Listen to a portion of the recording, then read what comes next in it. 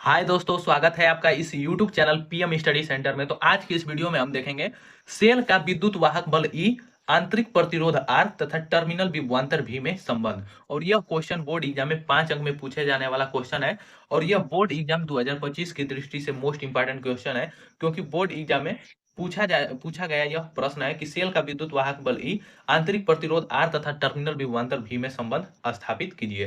तो चलिए आज के इस वीडियो को शुरू करते हैं। तो देखिए, हमें विद्युत वाहक बल ई, आंतरिक प्रतिरोध आर तथा टर्मिनल विभवांतर भी में संबंध स्थापित करना है। तो सबसे पहले एक चित्र बनाएंगे और यहां तक लिखेंगे कि माना किसी सेल का विद्युत वाहक बल ई, आंतरिक प्रतिरोध आर है, जो कि बाह्य प्रतिरोध आर से जुड़ा है, जिसका टर्मिनल विभवांतर भी हो। तो देखिए, चित्र को सबसे पहले समझिए। देखिए, कहा गया है हमारा कि माना किसी सेल का विद्युत वाहक बल ई। तो सेल का विद्युत वाहक बल यहाँ पर ई है, और इसका जो आंतरिक प्रतिरोध है सेल का, वह स्मॉल आर है, और जो कि एक हमारा वाह प्रतिरोध कैपिटल आर से जोड़ा गया है। और इस जो बैटरी है, सेल है, उसको हम एक वाह प्रतिरोध आर से जोड़े हैं, और जो इस प्रतिरोध का टर्मिनल विभवांतर है वो हमारा कैपिटल भी हो। तो इस प्रकार जोड़कर सभी को आपस में हमारा पूरा परिपथ कंप्लीट किया गया है। तो चलिए, अब हम सबसे पहले संबंध स्थापित करेंगे। तो हम जानते हैं कि जो सेल का विद्युत वाहक बल ई होता है, उसका फॉर्मूला होता है कि सेल का विद्युत वाहक बल ई बराबर डब्ल्यू अपन क्यू। लिखेंगे यहाँ पर, चूंकि सेल का विद्युत वाहक बल विद्युत वाहक बल वाहक बल ई बराबर जो फॉर्मूला होता है वह डब्ल्यू अपन क्यू, इतना वोल्ट।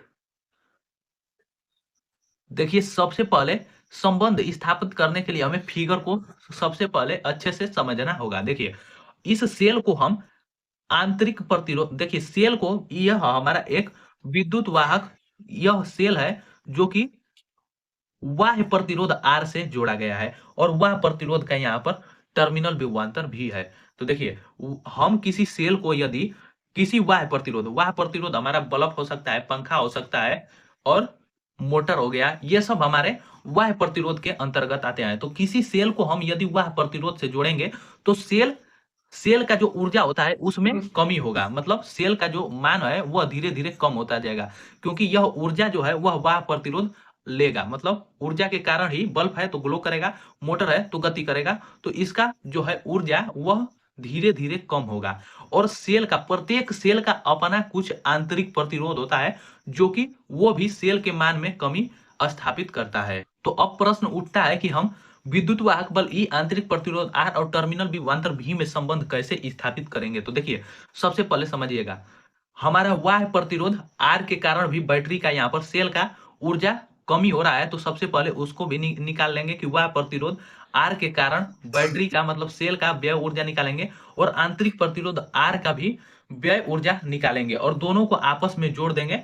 तो वह हमारा कुल ऊर्जा निकल जाएगा, और उसी से हमारा तीनों में संबंध स्थापित हो जाएगा। तो आपको समझ में आ गया होगा। चलिए मैं निकालता हूं।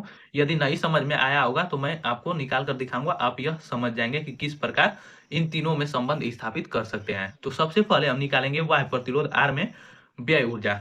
लिखेंगे यहाँ पर वाह वाह्य प्रतिरोध, या वाह्य प्रतिरोध प्रतिरोध क्या है हमारा, तो कैपिटल आर है। तो इसमें व्यय ऊर्जा हम निकालेंगे, तो व्यय ऊर्जा, तो वाह्य प्रतिरोध कैपिटल आर में व्यय ऊर्जा डब्ल्यू वाह्य हो जाएगा, डब्ल्यू या, तो डब्ल्यू बराबर हमारा वी इंटू क्यू होता है। तो वी इंटू क्यू हो गया, डब्ल्यू वाह्य हमारा निकल गया। अब देखिए, अब यहाँ पर हम आंतरिक ऊर्जा, ये जो है स्मॉल आर, आंतरिक प्रतिरोध जो है उसमें जो व्यय होगा वो हमारा आंतरिक ऊर्जा, मतलब डब्ल्यू आंतरिक ऊर्जा हमारा व्यय होगा। तो लिखेंगे आंतरिक प्रतिरोध, आंतरिक प्रतिरोध, आंतरिक प्रतिरोध हमारा क्या है, तो यह है स्मॉल आर। तो इसमें व्यय ऊर्जा भी निकाल लेंगे, व्यय ऊर्जा।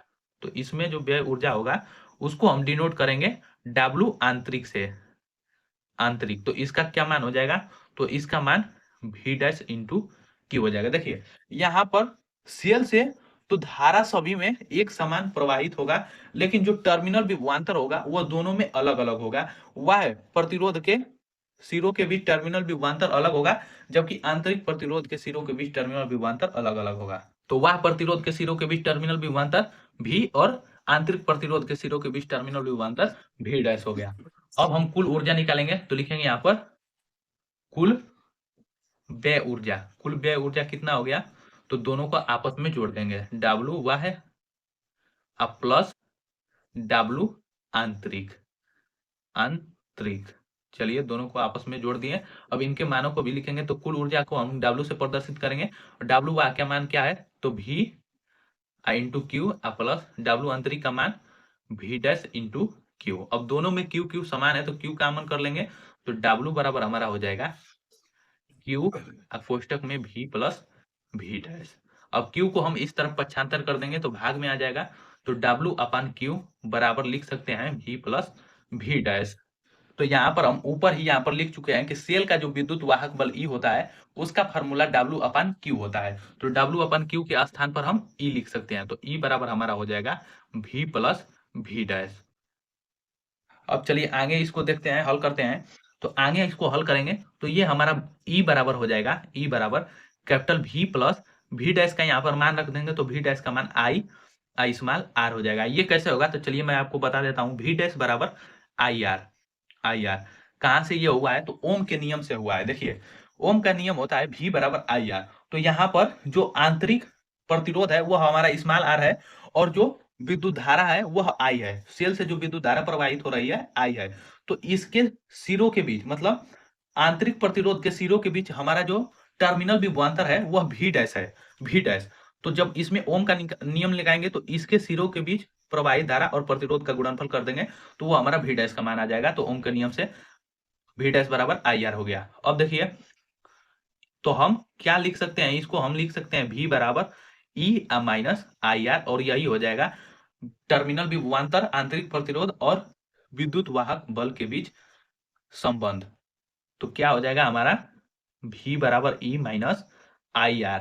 सेल का विद्युत वाहक बल E है और आंतरिक प्रतिरोध R और टर्मिनल विभवांतर V में यही अभिष्ट संबंध होगा।